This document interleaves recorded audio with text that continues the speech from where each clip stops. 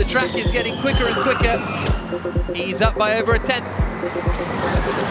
So this season in Formula E, qualifying has brought with it a little bit of controversy. The main reason is because there's a new format, and if you don't know how that works, it's quite simple. Depending on where a driver is in the championship leaderboard results in which group in qualifying they go out in. So for example, if you're in the top 5 in the leaderboard, then you'll go out in Group 1 and so on. But why is that crucial? Why is that important to teams? Why is the controversy surrounding it? Well, let's talk to team principal Mark Preston and find out. Okay, so Mark, tell us from a team's perspective, what is it about qualifying this season that is so crucial?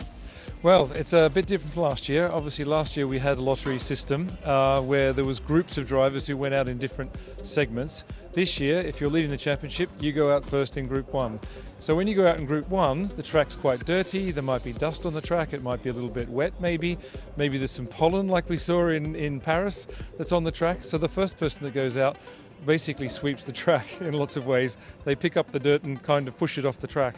As time goes on, or as you go through the groups, then the track evolves. So in Group 1, the first person who goes out might be a lot slower than the second person who goes out to the third, to the fourth, to the fifth. But then in that group, they often end up quite close together. But then when you get into Group 2, then you got a little bit more track progression where it basically gets rid of the dust. There's a bit of rubber going down the track.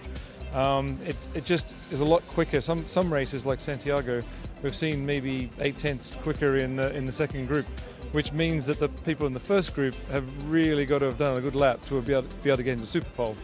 As it goes through the groups, it sort of lessens a little bit. The first to second group is one of the biggest jumps. To the third group, slightly better. And then it depends on if it happens like in where we had the rain in Rome, where it rained at the different end of the qualifying, so then that adds another factor.